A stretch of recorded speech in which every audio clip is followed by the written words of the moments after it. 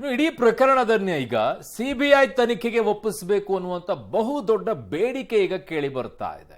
So ಆಗುತ್ತಾ ಈ ವಿಚಾರದಲ್ಲಿ ಸಿಬಿಐ ತನಿಖೆ? ಗೊತ್ತಿಲ್ಲ.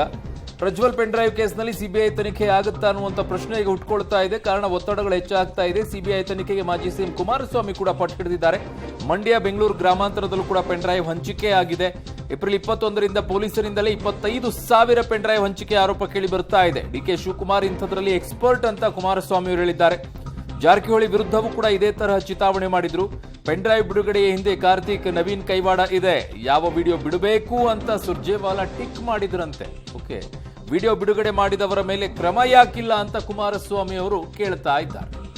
1ನೇ ತಾರೀಕು ರಾತ್ರಿ 8 ಗಂಟೆಗೆ ಅಶ್ಲೀಲ ವಿಡಿಯೋಗಳು ಬಿಡ್ತೀವಿ ಅಂತ ಹೇಳಿ ವಾಟ್ಸ್ಆಪ್ ಮಾಡಿದ್ನಲ್ಲ ಅವನು ಇನ್ನೂ ಏನಾದ್ರು ನೀವು ಟಚ್ ಮಾಡಿದೀರಾ? 14 ದಿವಸ ಆಗಿದೆ. ಅವನು ಒಂದು ಕಾನ್ವರ್ಸೇಷನ್ ನಡೀತಾ ಇದೆ. ಆನ್ ಬಾಳ್ನಲ್ಲಿ 700 ಪೆನ್ ಡ್ರೈವ್ಗಳನ್ನ ಸರ್ಕ್ಯುಲೇಟ್ ಮಾಡಿದ್ದೇನೆ ಅಂತಾನೆ. ಈ ಕಾರ್ತಿಕ್ ಅನ್ನೋನು ಅವತ್ತು ಬೆಳಗ್ಗೆ 11 ಗಂಟೆಗೆ 30ನೇ ತಾರೀಕು ಕಾರ್ತಿಕ್ ಗೌಡ ಅವನ್ ಪ್ರೆಸ್ನವ್ರ ಮುಂದೆ ಬರಲ್ಲ, ಅವನೊಂದು ವಿಡಿಯೋ ಮಾಡಿ ಮಾಧ್ಯಮಗಳಿಗೆ ಸರ್ಕ್ಯುಲೇಟ್ ಮಾಡ್ಕೊಂಡ್ರಿ ಕಾರ್ತಿಕ್ ಗೌಡ ಅವನ ವಿಡಿಯೋನ. ಇದು ನಡೆದಿರೋದಲ್ವೇ ನಿಮ್ ಕಣ್ ಮುಂದೆ? ಇವತ್ತವರೆಗೂ ಕಾರ್ತಿಕ್ ಗೌಡ ಬಂದಿಲ್ಲ. ಪೆನ್ ಡ್ರೈವ್ ನ ಸೂತ್ರಧಾರಿ ಇದೇ ಕಾರ್ತಿಕ್ ಗೌಡ ಹೇಳ್ದ, ನಾನು ಕೊಟ್ಟಿರ್ತಕ್ಕಂಥ ವಿಡಿಯೋ ಓನ್ಲಿ ದೇವರಾಜೇಗೌಡರಿಗೆ ಅಂತ ಹೇಳ್ತಾ ಇದ್ದಾನೆ ಅಲ್ವೇ? ವಿಡಿಯೋ ಮಾಡಿ ಕಳಿಸಿದ್ದಾನೆ. ಇವತ್ತಿನವರೆಗೆ ಅವನ್ನ ಅರೆಸ್ಟ್ ಮಾಡಲಿಲ್ಲ. ಇವತ್ತಿನವರೆಗೆ ಅವನು ಹೊರಗಡೆ ಬರಲಿಲ್ಲ. ಅವನಲ್ಲಿ ಸ್ವಚ್ಛತೆ ಇದ್ರೆ ಯಾತಕ್ಕೆ ಅವನ್ನ ಇನ್ನೂ ಪ್ರೊಟೆಕ್ಷನ್ ಮಾಡಿದ್ದೀರಿ?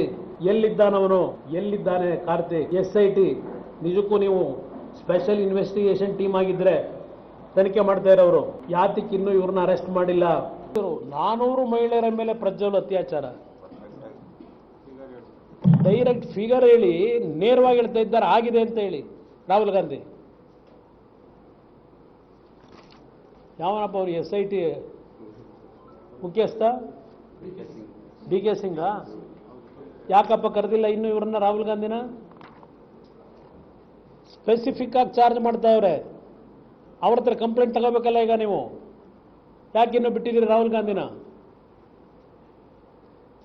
ಡೈರೆಕ್ಟ್ ಆಗಿ ಹೇಳ್ತಾ ಇದ್ದಾರೆ ಅವ್ರು. ಇಲ್ಲಿ ಅವರೇ ಹೇಳ್ತಾರೆ, ಏನು ಕೈ ಎತ್ಕೊಂಡು ಬೇರೆ ಮುಖ್ಯಮಂತ್ರಿಗಳ ಜೊತೆನಲ್ಲಿ ವಿರಾವೇಶದಲ್ಲಿ. ಪಾಪ ಸುರ್ಜೇವಾಲಾ ಮೊನ್ನೆ ಬೆಳಗಾವಿಲಿ ಹೇಳಿಕೆ, ಆ ಕಡೆ ಡೆಪ್ಟಿ CM ಈ ಕಡೆ CM ಸಂತ್ರಸ್ತ ಮಹಿಳೆಯರಿಗೆ ಪಕ್ಷದಿಂದ ಅದಂತೂ ಆರ್ಥಿಕ ನೆರವು ಕೊಡ್ತಾರಂತೆ. ಕೂತ್ಕೊಂಡು ಟಿಕ್ ಮಾಡಿದ್ಯಾರು ಸುರ್ಜೇವಾಲಾ? ಯಾರ್ಯಾರು ಫೋಟೋ ಬಿಡಬೇಕು ಅಂತ? ಮಿಸ್ಟರ್ ಸುರ್ಜೇವಾಲಾ ಕೂತ್ಕೊಂಡ್ರಲ್ಲ ನೀವೆಲ್ಲ ಟೀಮು. ಮೊದಲನೇ ಇದರಲ್ಲಿ ಎಪಿಸೋಡ್ನಲ್ಲಿ ಯಾವ ಹೆಣ್ಮಕ್ಳು ಫೋಟೋ ಬಿಡಬೇಕು, ಎರಡನೇದು ಯಾವ ಥರ ಬಿಡಬೇಕು ಅಂತ ಟಿಕ್ ಆಗ್ದಲ್ಲಪ್ಪ. ನೀನು ಆರ್ಥಿಕ ನೆರವು ಕೊಡೋಣ ನೀನು ಸುರ್ಜೇವಾಲಾ? ನಿನ್ಗೆ ಯಾವ ಜವಾಬ್ದಾರಿ? ನೀನು ಸರ್ಕಾರದಿಂದ ನೀವು ಯಾವಾಗ ಕೊಡ್ತೀರಿ? ಸರ್ಕಾರ ಕೊಡೋದು ಸರ್ಕಾರದಿಂದ ಕೊಡಬೇಕು. ನೀವು ಅನೌನ್ಸ್ ಮಾಡೋಕ್ಕಾಯ್ತದ?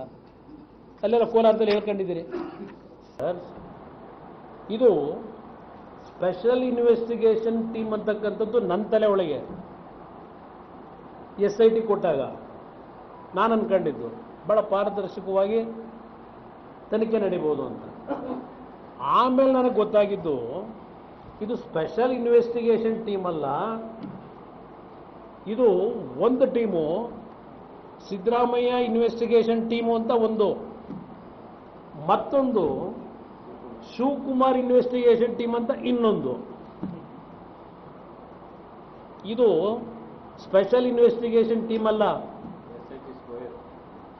ಎಷ್ಟು ಗಂಟೆಗೆ ನಿಮ್ಮ ಇನ್ವೆಸ್ಟಿಗೇಷನ್ ಟೀಮ್ ಮಾಡ್ಕೊಂಡಿದ್ದೀರಲ್ಲ, ನಿಮ್ಮ ಮುಖ್ಯಮಂತ್ರಿಗಳು ಯಾವನೋ ಒಬ್ಬನ ಕರೆದು ಒಳ್ಳೆ ಲಿಸ್ಟ್ ನನ್ನ ಕಡೆ ಒಂದು ಕೊಡು ಅಂತ ಕೇಳಿದ್ರು.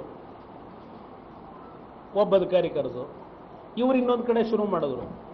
ಶಿವಕುಮಾರ್ ಇನ್ವೆಸ್ಟಿಗೇಷನ್ ಟೀಮು ಇವ್ರದ್ದು ಪ್ರತಿನಿತ್ಯ ಕಾನ್ವರ್ಸೇಷನ್ಗಳವಲ್ಲ, ಮನೆಗೆ ಕರೆಸಿ ಮಾತಾಡ್ತಾ ಇರೋದು ಬೇರೆ ಇಟ್ಕೊಳ್ಳಿ. ಕಾನ್ವರ್ಸೇಷನ್ ನಡೀತಾವಲ್ಲ ಫೋನ್ ಟ್ಯಾಪ್ ಇದರಲ್ಲಿ, ಅವೆಲ್ಲ ಇವತ್ತು ಹೊರಗೆ ಬರಬೇಕು. ಮೊದಲನೇ ಹಂತದಲ್ಲಿ ನಡೆಯತಕ್ಕಂಥ ಚುನಾವಣೆಗಳಿದ್ದಾವೆ ಲೋಕಸಭೆಗೆ. ಅದು ಕೇವಲ ಹಾಸನ ಜಿಲ್ಲೆಗೆ ಮಾತ್ರ ಸೀಮಿತ ಆಗಲಿಲ್ಲ ಪೆನ್ ಡ್ರೈವ್ನ ಸರ್ಕ್ಯುಲೇಷನ್. ಮಂಡ್ಯದಲ್ಲಿ ಮಾಡಿದ್ದಾರೆ, ಅದು ಪೊಲೀಸ್ ಅಧಿಕಾರಿಗಳನ್ನ ಇಟ್ಕೊಂಡೇ ಮಾಡಿದ್ದಾರೆ. ಪೆನ್ ಡ್ರೈವ್ನ ಸರ್ಕ್ಯುಲೇಷನ್ನು ಪೊಲೀಸ್ ಅಧಿಕಾರಿಗಳನ್ನ ಇಟ್ಕೊಂಡು ಮಾಡಿದ್ರು ಹೆದರಿಸಿ.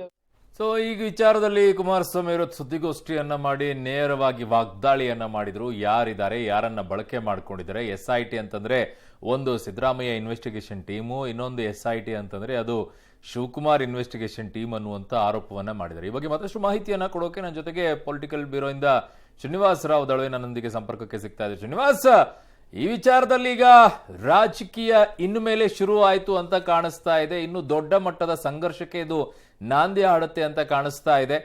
ಯಾಕೆ SIT ಅಂತಂದ್ರೆ ಇದು ಸಿದ್ದರಾಮಯ್ಯನವರ ಟೀಮು, DK ಶಿವಕುಮಾರ್ ಟೀಮು ಅನ್ನುವಂಥ ಆರೋಪವನ್ನ ಕುಮಾರಸ್ವಾಮಿ ಅವರು ಮಾಡ್ತಾ ಇರೋದು, ಏನ್ ಕಾರಣ? ಅರುಣ್, ನಿನ್ನೆ ದೇವರಾಜೇಗೌಡರು DK ಶಿವಕುಮಾರ್ ವಿರುದ್ಧ ಆಡಿಯೋನ ರಿಲೀಸ್ ಮಾಡಿದ್ರು. ಅದರ ಆಧಾರದಲ್ಲಿ ಇವತ್ತು ಕೂಡ ಕುಮಾರಸ್ವಾಮಿ ಅವರು ಸುದ್ದಿಗೋಷ್ಠಿಯನ್ನು ಮಾಡಿದ್ರು.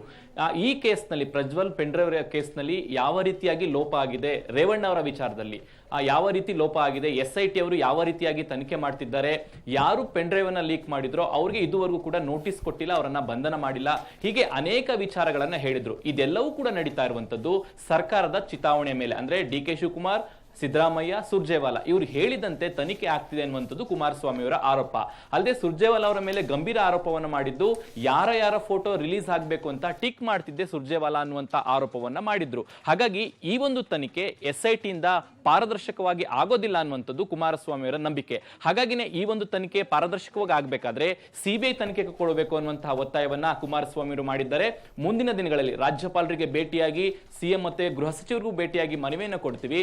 ಒಂದ್ ವೇಳೆ ಅದಕ್ಕೆ ಒಪ್ಪದೇ ಹೋದ್ರೆ ಕೋರ್ಟ್ ಮೆಟ್ಟಿಲನ್ನ ಹೇರುವ ಮೂಲಕ ಈ ಒಂದು ಕಾನೂನಿನ ಹೋರಾಟ ಮಾಡ್ತೀವಿ ಅನ್ನುವಂತ ಮಾತುಗಳನ್ನ ಕುಮಾರಸ್ವಾಮಿ ಅವರು ಹೇಳ್ತಿದ್ದಾರೆ.